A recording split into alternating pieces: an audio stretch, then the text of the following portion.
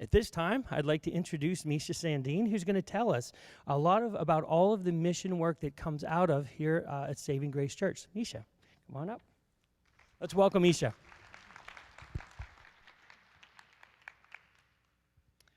I have the privilege of talking to you about each of the missionaries that our church supports. And by our church, I mean all of you. So all of the missionaries that your tithes go towards their work. So the first one I'm going to share about is Patrickessenyojo. I practice that at home, Sessenyojo. And he's serving with Ruhu, and he's had an interesting year. Has anyone else here had an interesting year? Patrick's had an interesting year. So a great high point in his year was that he and his wife Priscilla welcomed their firstborn, a cute little baby girl named Daniela. So hooray, good news in 2020. It is 2020, just checking. But the bad news is he has yet to meet his daughter. So about in the early part of the third trimester, his wife had some really minor complications, but they thought, hey, let's get you to the States, out of Uganda, just in case there's anything more serious going on here. So she flew to California where they had a connection, got checked out. She's actually fine, no problem. But then, this was in the middle of March. She couldn't get back to Uganda. So she stayed in California, he stayed in Uganda, the airport's closed, she's still in California, he's still in Uganda. But good news. October 20th, he has a flight. He's coming to Pennsylvania because it's actually tricky to get in California right now. It's like its own little country over there. And she's also going to come from California to here in Pennsylvania. They're going to have 14 days of quarantine, which they'll probably really enjoy. They're going to enjoy that quarantine more than anyone else has probably enjoyed their quarantines. And then we should be able to see them in November. So that's the good news.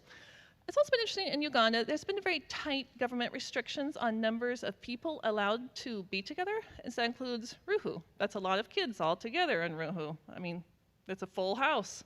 Those of you who have been there and visited, you know that. So they've had to kind of crop the kids out to foster homes because they weren't allowed to have that many all together. And so that's been really hard for Patrick to have the kids living elsewhere. It's been hard for the kids because they haven't been able to be at home for these months. And schools still aren't in session. It's been a hard time there. Transportation's really limited. So if you think of Patrick, pray for him, pray for his flight on the 20th to go smoothly, and that the airport would be open and running, and that just excited that he can see his kid again. Well, again, he's never met her, so he can meet his kid. Next, I'm going to chat about Nate and Tabitha. So they have been here to visit last summer. Maybe some of you got a chance to talk to them. They're actually in the States again. Due to some complications in 2020, shall we say, they had to return from their location in South Asia to the States. So they've been based in containing for a little while. They've actually been able to continue ministry. Through Zoom, they've been able to meet with the national leaders there in South Asia and do some discipleship, do some training, work with them. It's a hard situation there, but they've been really glad they can still be involved with their friends and helping them and building them up as leaders and teachers. So right now they're just kind of in a holding pattern, waiting and containing. They can't go back right now. They aren't really sure what's next. And meanwhile, they've just dug into life here and serving. Nate's actually been here in the Indiana harvest, serving most Sundays. They've been as involved as they can be while they're here, since they're not really sure what the next few weeks, months, what their schedule's going to be. So meanwhile, they're doing what the Lord calls them to do while they're here. And next, Mike Kroll. How many of you remember Mike Kroll? Mike, if you were watching this, you were still very well known and loved by many here in Indiana. So Mike actually moved to Charlotte about a year and a half ago, I want to say. And get this, folks, in the Charlotte metro area, there's over 30 campuses. It's bigger than Indiana, PA. I figured that out. So he has also had an interesting year in 2020. One of the challenges is working with college students when the college students aren't necessarily on the campuses. It's tricky.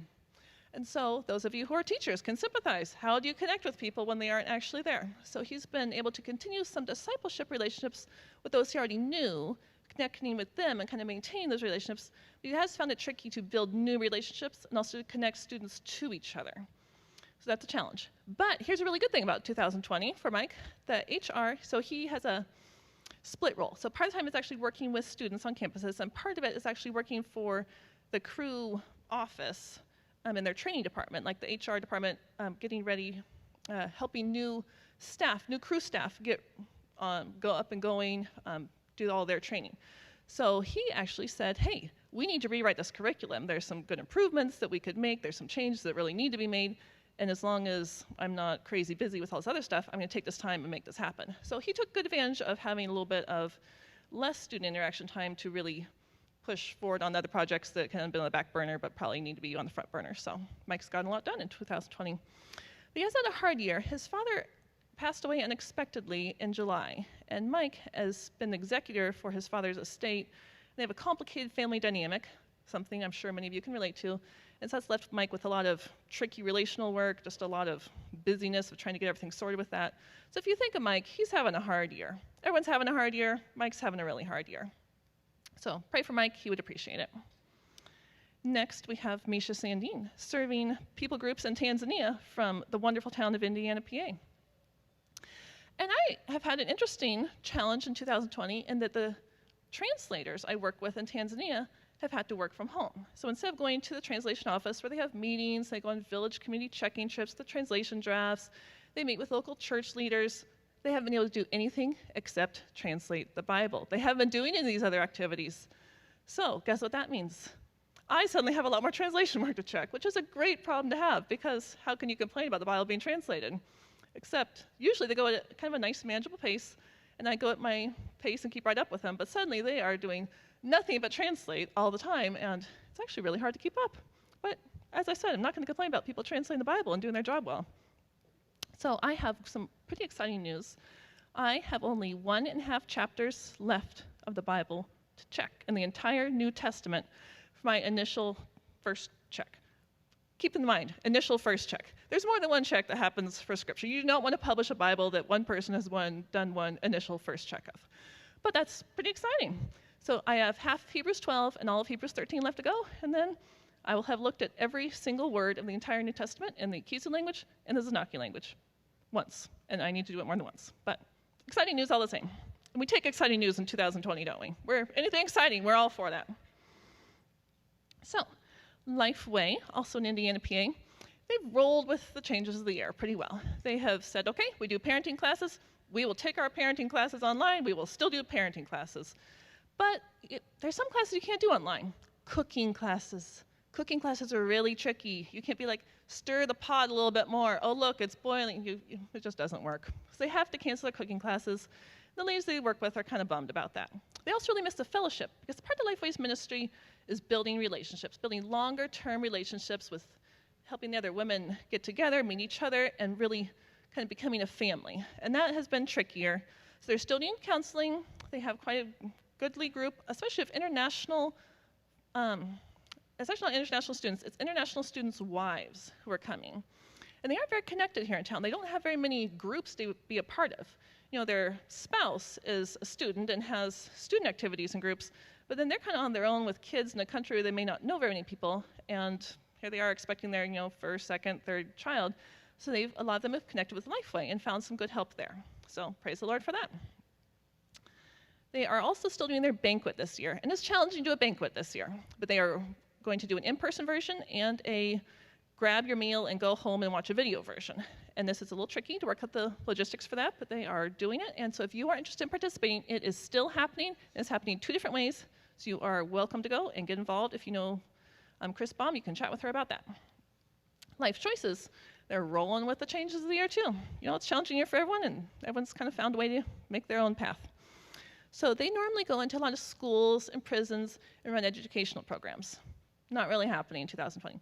But they have been able to put some of their classes into a video format, which some teachers can then play, and they have found some ways to still do education.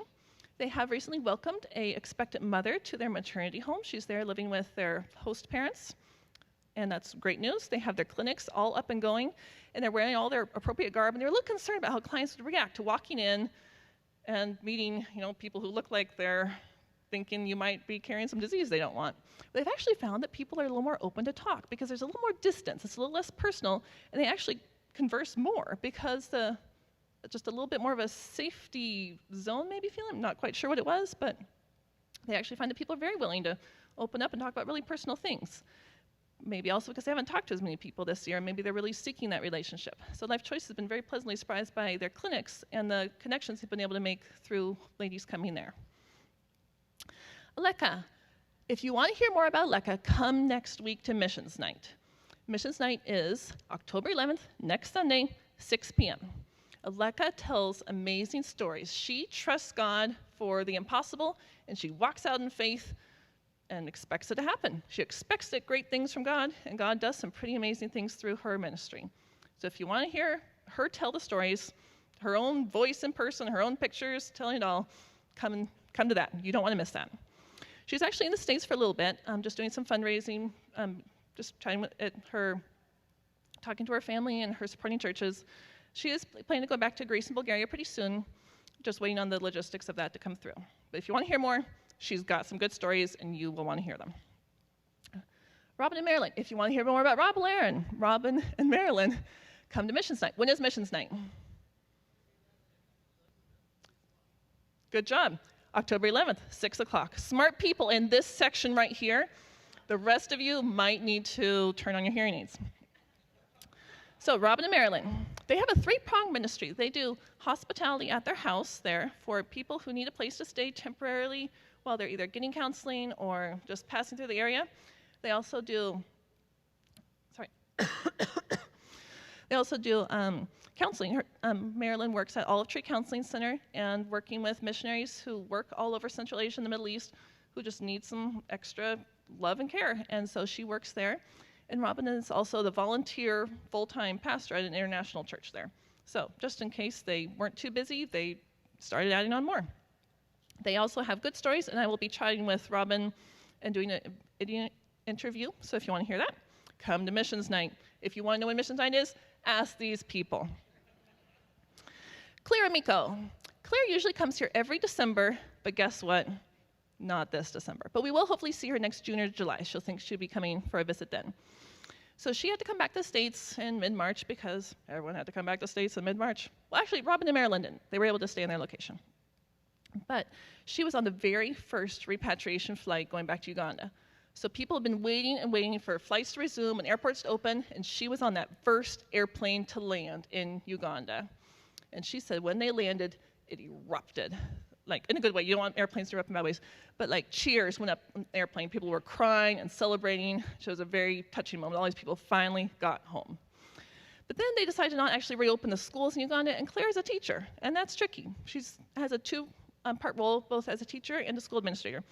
Is anyone here a teacher or school administrator or in the education field and finding this year to be kind of overwhelming and challenging? You can raise your hand. Anyone? There's a few. The rest of you who are in the education field who are not raising your hands, hooray. But Claire has found it kind of tricky.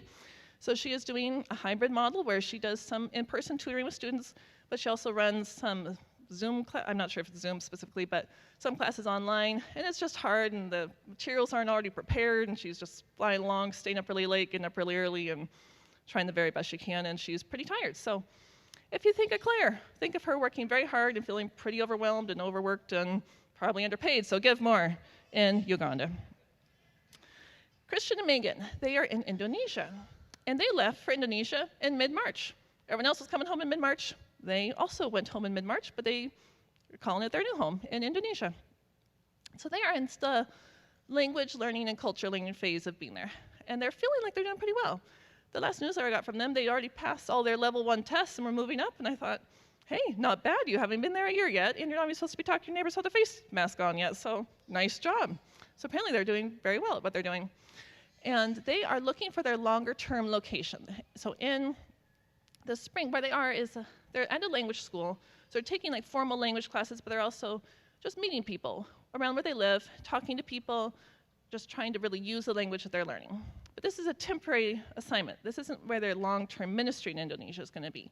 So they will be moving in the spring, and they're looking at several different locations, and they're seeking the Lord's will about where do you want us to live? Where do you want us to minister? Where do you want us to be? We're willing to go wherever, and they're waiting for an answer. So you can pray along with them for where would he have them be living and serving and translating the Bible for the next very many years. They're choosing between several different locations. They're also expecting a baby in the spring because they like to keep life interesting and live on the edge. So they're also deciding whether they should come back to the States or stay in Indonesia for the birth. And last but not least, definitely our newest missionary, Rachel Myers. Any of you know Rachel? She's been coming here for a while. She's a very involved member of our church. If you do the Sunday school, the adult Sunday school online, or in person, she's almost always there. She's been in Indiana for 2 years as an intern, but she just got her assignment to be here in Southwest PA long-term. So hooray, Rachel's going to be around. She's no longer an intern. She's now full-time cruise staff, and this is her assignment. So she'll be working with students at IUP and SFU, which at the moment, I can't remember what it stands for because I'm not from around here. St. Francis, thank you.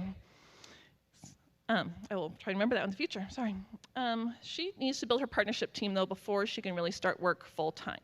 So she has been assigned to this area, and she desperately wants to be here, getting to know students, meeting with them, from a safe distance, of course, from a safe distance, getting to know students, meeting with them, and doing Bible studies and discipleship. But she has to build up her whole ministry support team first. So if you are passionate about God's Word, getting to college students and reaching the IUP community and the St. Francis University community, find me, find someone at the church office, or Rachel, or contact us somehow, and we will let you know how to be involved on Rachel Meyer's support team, because she would love to have you on board helping reach students for Jesus. So, thank you very much.